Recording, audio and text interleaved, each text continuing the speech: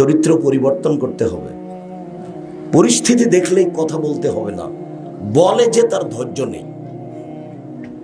তুমি খুব ভালোভাবে জানো আমি আব্দুর রাজ্জাক বিন ইউসুফ 90 সাল থেকে নিয়ে এখন পর্যন্ত কারো বিরুদ্ধে একটা বাক্য আমি বলা প্রয়োজন মনে করিনি। তো কি আমাকে কিছু বলে না, ও তো আমাকে ধুয়ে ছেড়ে দেয়। এক সময় যখন ও গালি দেয়, গালি দিতে দিতে দিতে যখন তার মোবাইলে টাকা শেষ হয় না কি, তখন আমি আবার পাল্টা রিং দিয়ে বলি, ভাইজান হয়তো আপনার টাকা শেষ হয়ে গেছে, আপনার মনে হয় আরো কিছু গালি বাকি ছিল, যা ছিল আপনি তা দিয়ে নিতে পারেন, আমি এই জন্য আপনাকে রিং দিলাম। আপনি যেভাবে গালি দেন আমি আপনার গালির উত্তর দেব না। যখন সিলেট কোর্টের ওসি, ফেন্সিগঞ্জের ওসি আমাকে বলছেন, জনাব সিগনেচার করেন, মামলা তো আমি চালাবো, তখন আমি বলছি, জনাব ওসি সাহেব, আমি মানুষের বিরুদ্ধে মামলা করি না, আমি করব না। আমি যদি মামলা করি তাহলে আমি মানুষ হিসেবে মামলা চালাচ্ছি, আমি মানুষ। আর এই মামলা যদি আল্লাহ চালাই তাহলে সে আল্লাহ হিসেবে সেটা দেখবে, উনি সর্বশক্তিমান। আমি তার কি প্রতিকার করতে পারি, ও পারে না। কেন এসে আমার গাড়ি ভাঙচুর করবে? আমি কি তাকে গালি দিয়েছি? তার জমির পাশে আমার জমি, গন্ডগোল আছে। তার দোকানের পাশে আমার দোকান, তার সাথে আমার গন্ডগোল আছে। কোনোদিন তার সাথে আমার দুই কথা হয়েছে? সে আমার গাড়ি ভাঙচুর করবে কেন? আমি মামলা করে আমি প্রতিবাদী হয়ে দাঁড়াবো, ও পারে না? ও তো পারে, ও দেখো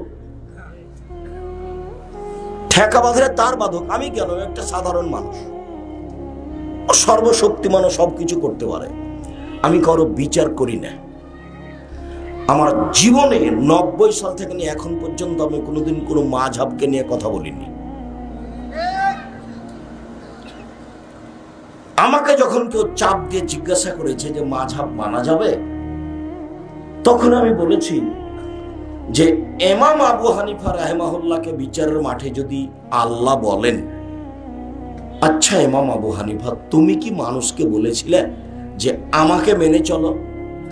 তো উনি যদি বিচারের মাঠে বলেন, না না না না আমি বলিনি, তখন আপনার কি হবে? আমি এটা উত্তর দিয়েছি। আমি মাযহাব মানা যাবে কি যাবে না এই উত্তর দিতে যাইনি, কেননা ও তো আমার কথা মানবে না। আমি দীর্ঘ 34 বছরে কারো বিরুদ্ধে কোনো কথা বলা প্রয়োজন মনে করিনি, আর আমি কারো গালির উত্তর দিতে যাইনি। আপনার যা মনে লাগে মন ভরে গালি দিয়ে নেন। ইউটিউবে তো আপনি আমাকে ধুয়ে ছেড়ে দেন মাঝে মধ্যে, আমি খুব ভালো জানি। আমি যদিও ইউটিউব দেখতে জানি না, মোবাইল রিং হলে আমি অন করতে পারি, আপনার নামটা আমি সেভ করতে পারি না। তো মানুষে যেটুকু বলে আমি সেটুকু শুনি। সম্মানিত দিনী ভাই বোন, ধৈর্য নিয়ে বেঁচে থাকার চেষ্টা করেন। দল নির্বাচন করে পশু হয়ে আরেকজনকে কিছু বলে অপমান করে জেল হাজতে দিয়ে দুদিন বেঁচে থেকে কোনো লাভ নাই। ফেরাউন ডুবে গেছে, শেষ ফলাফল ধ্বংস। মিথ্যে মামলা দিয়ে আরেকজনকে বসিয়ে দিলেন, জেলে দিয়ে দিলেন, ফলাফল কি? দিন শেষে আপনার কি ফল হতে পারে?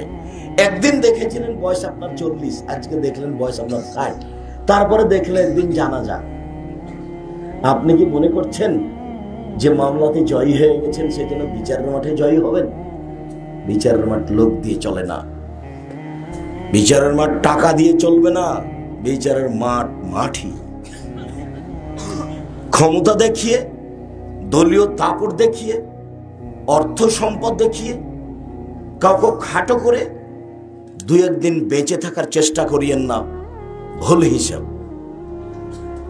সম্মানিত দিনী ভাই বোন, মনে রাখবেন ভালোভাবে, ধৈর্যের দাম আছে। আল্লাহ তাআলা বলছেন, দেখেন তো, ওয়াসবির আলা মা ইয়াকুলুন, মুহাম্মদ সাল্লাল্লাহু আলাইহি সাল্লাম, ওরা যা বলে তার উপরে আপনি ধৈর্য ধারণ করুন। এ কথা আল্লাহ বলছেন আমাদের নবীকে। ওরা কি বলে? এ ভণ্ড নবী, এ বলছে আল্লাহ একজন। ছি ছি ছি ছি, আল্লাহ একজন? আল্লাহ 360 জন। একে কুকুর লাগিয়ে দে, একে হত্যা কর, একে জেলখানায় বন্দি করে দে, তার চাচিরাই বলছে, তার চাচারা বলছে, তার বংশের লোকেরা বলছে ওকে পিচা, কুকুর লাগিয়ে দে, ওকে ঢেল মার। ও বলছে আল্লাহ একজন। আর এতগুলি মাহবুদকে একজন করে দিল, এ তো আশ্চর্য ব্যাপার। আল্লাহ তো 360 জন, ও কি বলছে একজন। তাই নাকি সপ্তম আকাশের উপরে থাকে। ছি ছি ছি ছি ছি ছি ছি, এটা কথা হলো? ওকে পিটা, কুকুর লাগিয়ে দে। ও পাগল হয়েছে, ও পাগল হয়েছে। একজন কবিরাজ এসে বলছে, আচ্ছা আপনাদের এখানে মোহাম্মদ ওই লোকটা পাগল হয়ে গেছে, ওকে জিনে ধরেছে, ওকে ওপরিতে ধরেছে। আমি জিন ধরা ভালো করতে পারি। ও কোথায়? ওই যে পাগলটা, ওই যে। তো জেমাত গিয়ে বলছে, সবাই বলছে আপনি পাগল হয়েছেন, তো আমি পাগলামি ভালো করতে পারি, জিন ধরলে ছাড়িয়ে দিতে পারি, তা আমি কি এই কাজ করব? তখন আল্লাহ রাসূল কথা বললেন, হাম পড়তেন। তখন আল্লাহ রাসূল বলছেন, ইন্নাল হামদালিল্লাহ নাহমাদুহু ওয়া নাস্তাঈনুহু মান ইয়াহদিহিল্লাহু ফালা মুদিল্লা লাহু ওয়া মান ইউদ্লিল ফালা হাদিয়া লাহু ওয়া আশহাদু আল্লা ইলাহা ইল্লাল্লাহ ওয়া আশহাদু আন্না মুহাম্মাদান আবদুহু ওয়া রাসূলুহু। এখন আল্লাহর নবী কথা বলবেন, তাই সূচনাতে এই আল্লাহর প্রশংসা করলেন। তো এখন কবিরাজ বলছে আপনার কথা বলা লাগবে না, ইকরা মারাতান উখরা, আপনি যেটা বললেন সেটা আবার বলেন তো, সেটা কি? তা আমাদের নবী আবার পড়লেন। তখনও বলছে, কত গণকের কথা শুনলাম, এরকম কোনোদিন শুনিনি। কত কবির কথা শুনলাম, এরকম কোনোদিন শুনিনি। আশহাদু আল্লা ইলাহা ইল্লাল্লাহ ওয়া আশহাদু আন্না মুহাম্মাদার রাসূলুল্লাহ, আমি সাক্ষ্য দিচ্ছি আল্লাহ ছাড়া কোনো মাবুদ নেই, আমি সাক্ষ্য দিচ্ছি মুহাম্মদ আল্লাহর রাসূল। কবিরাজ মুসলমান হয়ে গেল। কবিরাজ পাগলামি ভালো করতে এসেছে কার? আমাদের নবী মুহাম্মদ সাল্লাল্লাহু আলাইহি ওয়াসাল্লাম। আমার কথা এটা নয়, মানুষেরা যে তাকে পাগল বলছে, কুকুর লাগিয়ে দিতে বলছে, তো ওর শক্তি নাই, ও ঠেকাতে পারে না।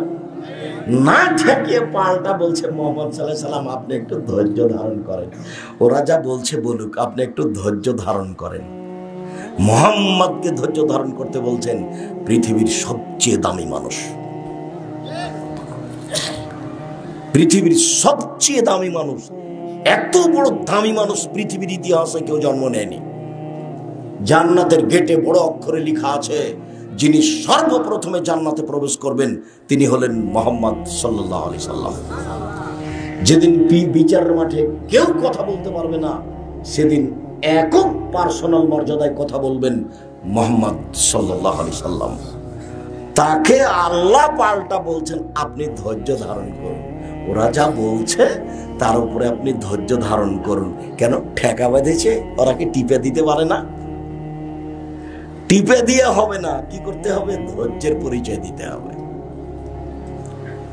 বউ কি যে বলেছে, বউয়ের পিছনে আপনি লেগে গেলেন, আপনার মুখখান কেন অত খারাপ? যখনই আমি বলি যে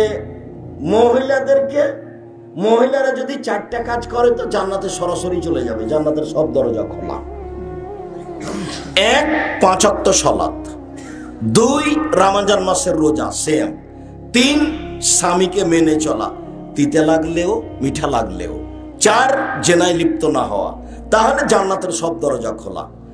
তখন কিছু কিছু দিনী বোনেরা বলে, আব্দুর রাজ্জাক সাহেব আপনি তো এই কথা বলেন, প্রায় দিনই বলেন, আপনার এই কথা আমাদের মুখস্থ আছে যে স্বামীকে মেনে চলতে হবে তিতে লাগলেও মিঠা লাগলেও, কিন্তু তার মুখের ভাষা যে খুবই খারাপ, তাকে যে মেনে নিতেই পারি না। হ্যাঁ, আপনি আমার দিনই বোন, আপনার সাথে আমি একমত, কিন্তু আমারও কিছু করার নেই। আল্লাহ নবী এইভাবে বলতে লাগলেন। একদিন বুখারী মুসলিমের হাদিস, আল্লাহ নবী ঈদের মাঠে গেলেন। ঈদের মাঠে গিয়ে পুরুষের সামনে কথা বললেন, তারপর মহিলাদের সামনে আসলেন, এসে বলছেন ইয়া মাশারা নিসা তাসাদ্দাকনা, মহিলারা শোনো, তোমরা দান করো।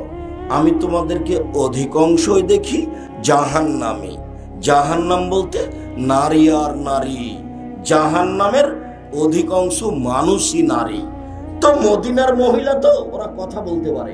একজন বলছে দাঁড়িয়ে, বেমা কেন আমরা জাহান্নামে বেশি যাব কেন? তখন আল্লাহ রাসূল উত্তরে যেটা বললেন সেটা আবার এটাই বললেন, তারা স্বামীকে মেনে চলে না। বলেন তো আমি এখন কি করতে পারি? তারা স্বামীকে মেনে চলে না। আল্লাহ রাসূল উত্তরে এটা বললেন, আর বললেন যে ওরা বেশি বেশি অভিশাপ করে। মাত্র দুটা কারণ উল্লেখ করেছে। যখন মহিলা বললেন আমরা জাহান্নামে বেশি যাব কেন, আল্লাহ রাসূল উত্তর দুটা দিলেন। এক, ওরা বেশি বেশি অভিশাপ করে মানুষের উপরে। দুই, ওরা স্বামীকে মেনে চলে না। আবার দেখেন, যখন আল্লাহ রাসূল বললেন যে খায়রুন নিসায়ে, সবচেয়ে ভালো মহিলা, সবচেয়ে ভালো মানে সরাসরি জান্নাতে যাবে, ওরা কারা? এক, স্বামীর সাথে কথা বললে হাসি মুখে বলে। দুই, স্বামী আদেশ করলে পালন করে। তিন, স্বামী বাড়িতে না থাকলে নিজেকে হেফাজতে কন্ট্রোলে রাখে, কারো সাথে গল্প করে না, দেবর ভাসুরের সাথে গল্প করে না, কারো সাথে মোবাইলে প্রেমের গল্পে জড়িয়ে পড়ে না। এই তিনটা গুণ যার আছে সে হলো সবচেয়ে ভালো নারী। তার তো একটা হলো স্বামীকে মেনে চলা। এক, স্বামীর সাথে কথা বললে হাসি মুখে বলে। দুই, স্বামী আদেশ করলে মেনে চলে। তিন, স্বামী বাড়িতে না থাকলে নিজেকে হেফাজতে রাখে। এ হলো সবচেয়ে ভালো নারী। তো স্বামীকে মানা তো থাকলোই। আবার দেখেন, রাসূল সাল্লাল্লাহু আলাইহি সাল্লাম একদিন বলছেন, নবী ফিল জান্নাহ, নবীগণ জান্নাতে যাবেন, শহীদেরা জান্নাতে যাবে, সত্যবাদীরা জান্নাতে যাবে, মহিলারা জান্নাতে যাবে। এই কথা বলে থামলেন না, মহিলাদের ব্যাপারে বলতে লাগলেন, হ্যাঁ ওইসব মহিলা জান্নাতে যাবে যারা স্বামী কোনো সময় রাগ করলে হাত ধরে বলে, যতক্ষণ পর্যন্ত আপনি খুশি না হবেন ততক্ষণ পর্যন্ত আমি কোনো কিছুই খাবো না। এ হলো জান্নাতি নারী। তো শেষ বাক্যটা কি আসলো? স্বামীকে মেনে চলা। আমি কি করতে পারি? আমি আপনার সাথে আছি, আমি আপনার দিনী ভাই, আপনি আমার দিনী বোন, আপনাকে আমি অনেক ভালোবাসি, আপনি পরকাল লাভ করেন, কিন্তু আপনার স্বামীর মুখ খারাপ, তিতা লাগলেও মিঠা লাগলেও এই স্বামীকে মেনে চলতে হবে, অন্যথায় খোলা তালাক দিয়ে সরে দাঁড়াতে হবে। মাস মাস কথা বলবেন না, সপ্তাহ সপ্তাহ কথা বলবেন না, মন ভারী করে থাকবেন। আর মেয়েকে বলবেন তোর বাপকে পানি দিয়ে আয়, বৌমাকে বলবেন তোমার শ্বশুরকে খাবার দিয়ে এসো। আর কেউ যদি না থাকে, স্বামী যদি এক গ্লাস পানি চাই, সামনে নিয়ে এসে ঠকস করে ওর দিয়ে চলে যাবে। এটা কি হবে? এটা হবে না। আপনাকে স্বামীকে মেনেই চলতে হবে। আপনি আমার দিনী বোন। দেখেন, কথাগুলি কিন্তু আমার নয়, কথাগুলি সব মুহাম্মদ সাল্লাল্লাহু আলাইহি সাল্লাম। স্বামীকে মেনে চললে আপনি শান্তি পাবেন। আমি আপনাকে দু একটা পরামর্শ দিই। দুইটা কাজ করবেন জীবনে। এক, কোন সময় অভিমান করবেন না। অভিমান কি জিনিস? শোনো, এই রোজাতে তুমি আমাকে একটা শাড়ি কিনে দিও, এটার নাম হলো অভিমান। শোনো, রোজা শেষ হলে আমাকে একটু আমার বাপের বাড়ি যেতে দিও, এর নাম হলো অভিমান। অভিমান যদি দু একটা পূর্ণ না হয়, তখন শয়তান আপনাকে বলবে, দেখলি তোর স্বামী তোর কথা মানে না, দেখলি তোর স্বামী তোর কথা মানে না। তখন আপনি এক পর্যায়ে বলবেন, হ্যাঁ তুমি তো আমার কোনো কথাই মানো না। এই শয়তান বলতে পাবে এগুলো কথা, আপনাকে বেকায়দায় ফেলতে পারবে, যার জন্য আপনি কোনো সময় অভিমান করবেন না। যাহাই বলিবেন তাহাই করিব, আপনার পায়ের নিচে থেকে নিজেকে বিলিয়ে দিতে চাই, আমার কোনো প্রকার আপত্তি থাকিবে না।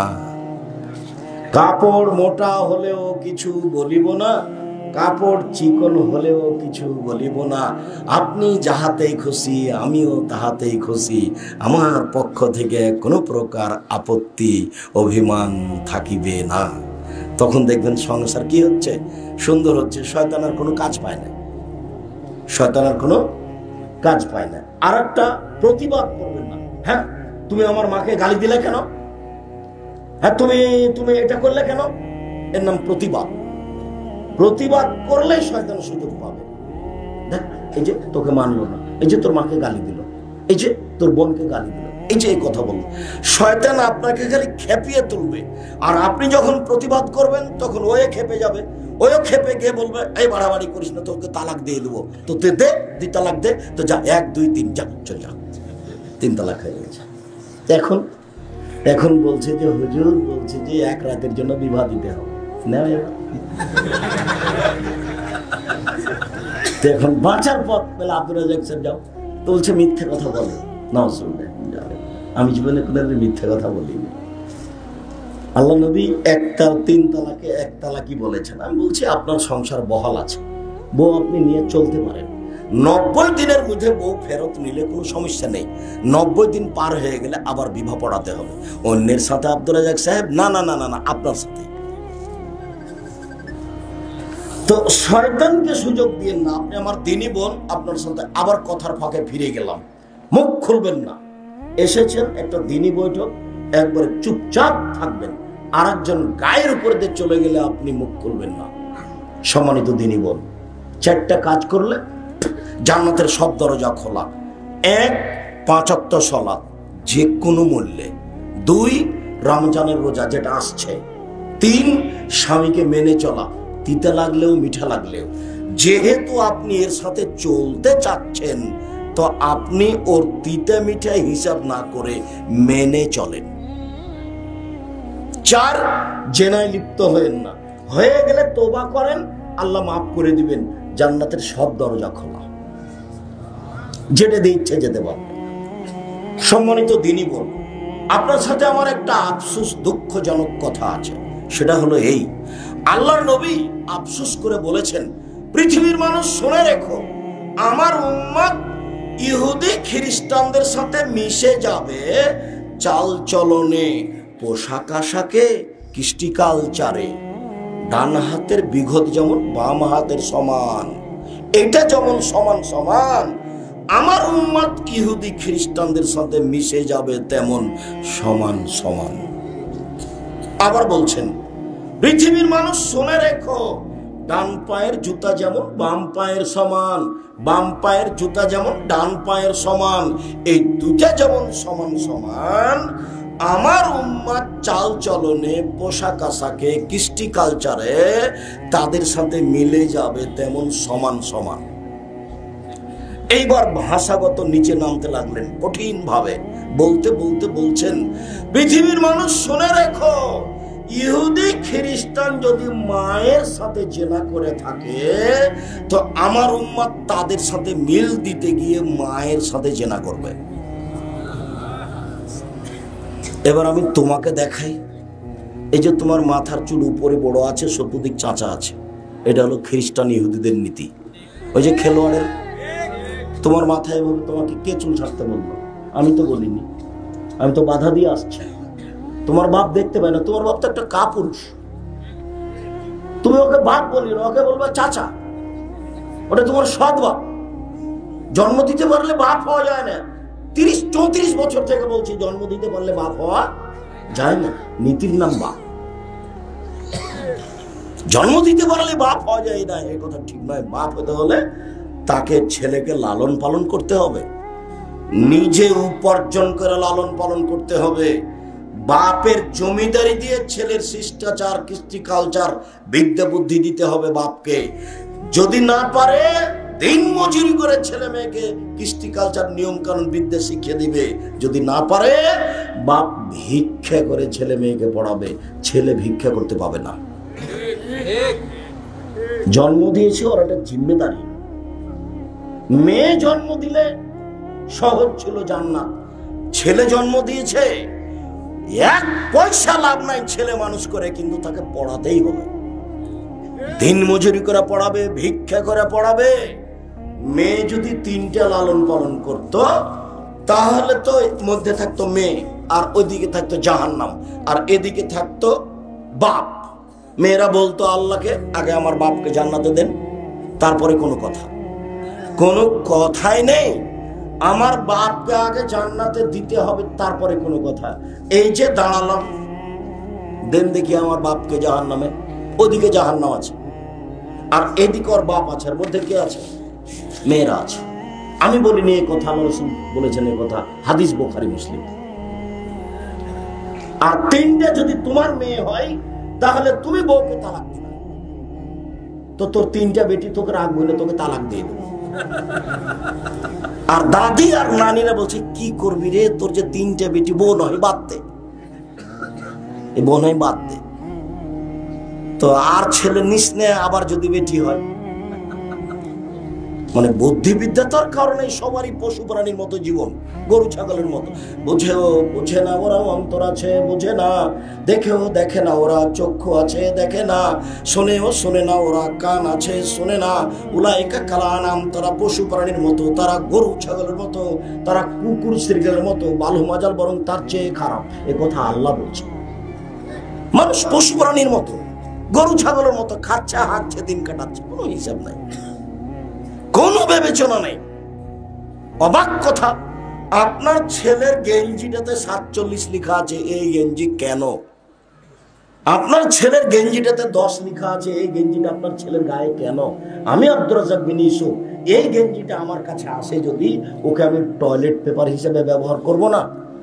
ওকে যদি পায় তো আগে থুথু দিব গেঞ্জিটাতে, দিয়ে পা দিয়ে ড্রেনে ফেলে দেবো নিচে, ওকে আমি হাতও দেবো না। সেটা আপনার ছেলের গায়ে। আপনি বাপ, এ কথা কে বলেছে? আপনি একজন কাপুরুষ, আপনার বিবাহ করা ঠিক হয়নি। আল্লাহ রাসূল বলছেন বিবাহ করলে তিনটে জিনিস লাগে। ক্ষমতা, ক্ষমতা মানে মোহর, ক্ষমতা মানে কন্ট্রোল, ক্ষমতা, ক্ষমতা মানে শারীরিক ক্ষমতা। তিনটে জিনিস লাগে বউ পালন করতে।